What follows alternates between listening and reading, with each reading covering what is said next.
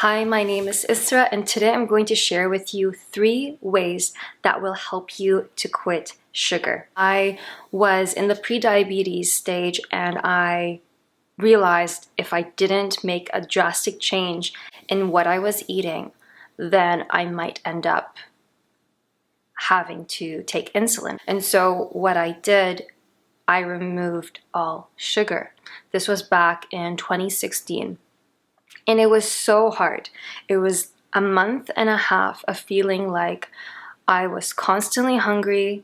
I was obsessing over sugar. And even recently, I had also went back to sugar. I relapsed back to sugar.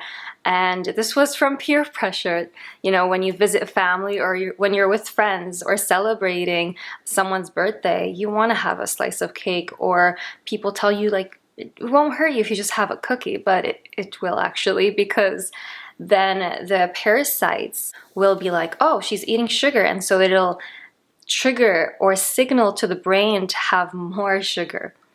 And so recently I also stopped sugar in March, maybe like 2 months ago, 3 months ago, and it was so hard. Whenever I would see a box that resembled a donut box, I would think of donuts, or when I would hear a crunching of a wrapper, I would think someone was opening up like a chocolate bar. I even went to a cupcake store and just stood there and watched cupcakes. I was so close to buying, but I knew it was better for me to not do that. I would go to the stores in general, look at the chocolate bars and say, no, we've come this far, just a bit more left. And so with quitting sugar, you get to a point where you don't desire it. But before that time, it's mentally and physically so hard. According to scientists, sugar is 8 times more addictive than cocaine. Wow, and so it takes a lot of willpower. So you need to know, what is your why for letting go of sugar? For me, I knew it was mentally affecting me, depression, anxiety, wreaking havoc on my emotions. What I did, I removed all sugar. And here are the 3 tips that I followed in order to remove sugar completely. Number 1, and this is the most crucial point, and that is replacing the sugar with something else. And that is fruits. Fruits, not only are they sweet and delicious, but they are hydrating to the body. Opposite to what refined sugar does, which dehydrates the body and causes for malnutrition over time, fruits, they provide antioxidants, minerals, nutrients to the body. Emotionally, they uplift you. They sustain your energy. Like watermelons, they hydrate you on the cellular level. Strawberries, bananas, potassium and magnesium, they relax your body. While sugar causes inflammation, causes tension in the muscles, bloats you. And you know, there are some people saying, no, like fruits are not good for you. For me, it's all about following what your body wants in the sense of your intuition. Tune into your body when you eat something. Is it instant gratification, or is it for a long-term benefit? Or dates. Dates are really nutritious. So what I highly recommend, having a fruit salad, having dates when you really need something sweet, that's what I reach out for. Dates, fruit salad with a drizzle of honey, with some shredded coconut, with chia seeds or ground flax seeds. This will provide sustenance to your body. And with the added chia seeds or flax seeds and shredded coconut, it'll give you good fats, which then will sustain your energy and won't spike up your sugar levels. Number 2 is don't bring it home. If you don't bring it home, then you don't have access to it. I know this is more difficult if you do live with someone who will continue eating sugar. Have this conversation with them and tell them where you're at, and for them to not bring refined sugar home. When it comes to coffee or drinking any sort of beverage, put honey or maple syrup instead of white sugar or cane sugar, which is still sugar, coconut sugar, agave syrup. Agave syrup also spikes up sugar levels.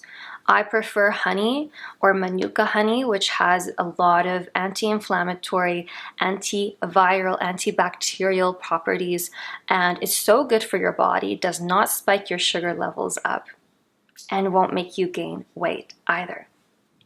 And another thing, and I'm going to include this in the description box below, a link to 56 different names of sugar. Yes, there is a lot of sugar in our food and we're not aware of it. No one tells us about it. It could be under the name of dextrose, maltose, or fructose. So number 3 is to have patience. And yes, you might feel like they're taking you into the cupcake store or they're taking you to the grocery store to pick up something sweet. Look at it, take a deep breath, and walk away from it. And that's okay if you get to that point. Consistency is very important because the moment you eat sugar, you are going back to square one. And parasites have their own mind. The parasites in the gut have their own mind. And so because there's a gut-brain connection, your mind will feel like it has to have it now or else something terrible will happen. And for those of us who are emotional eaters, like myself, I used to be very much an emotional eater. Whenever I would be sad or I would be angry or just frustrated, I would self-medicate with food, with a donut, with cupcakes, and it would make me feel so much better. So why wouldn't I go for that sugar? Because it does have long-term negative effects.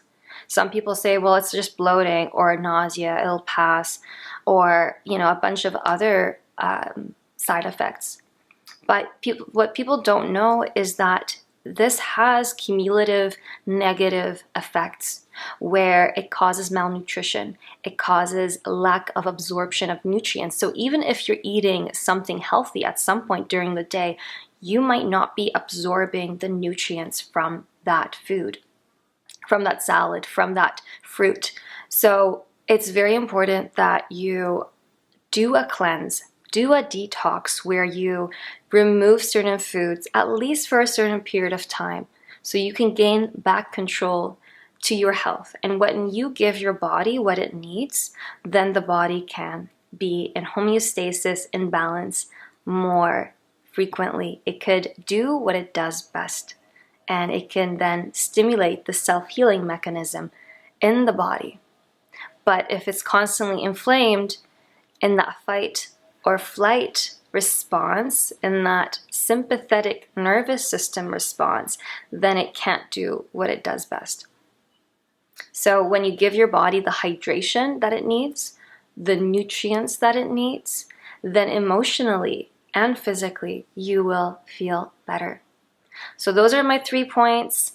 Eating fruits that nourish you, don't bring it home, not having access to it, and having patience. You will get to the point where you won't even desire to eat white sugar, and just having a taste of it, you find that it's too much. Yesterday I had some coconut sugar, simple ingredients to this ice cream, really delicious, but I didn't actually feel 100% after that. And I didn't really desire it that much. I ate it because I'm like, okay, it's there, I might as well eat it. But I realized, like, no, this is not something I want to eat. I rather eat watermelon. I rather eat a fruit. I know, sounds crazy, especially for those of us who have a sweet tooth. I would eat chocolate every day, Boston cream donut. I would eat a bunch of sweets, and I never really nourished my body until I went through a health crisis, and that really woke me up. I hope this video helped. If you have any questions, feel free to comment below or send me a message on Instagram. Like and subscribe to this video. That would mean the world to me, and I look forward to seeing you very soon.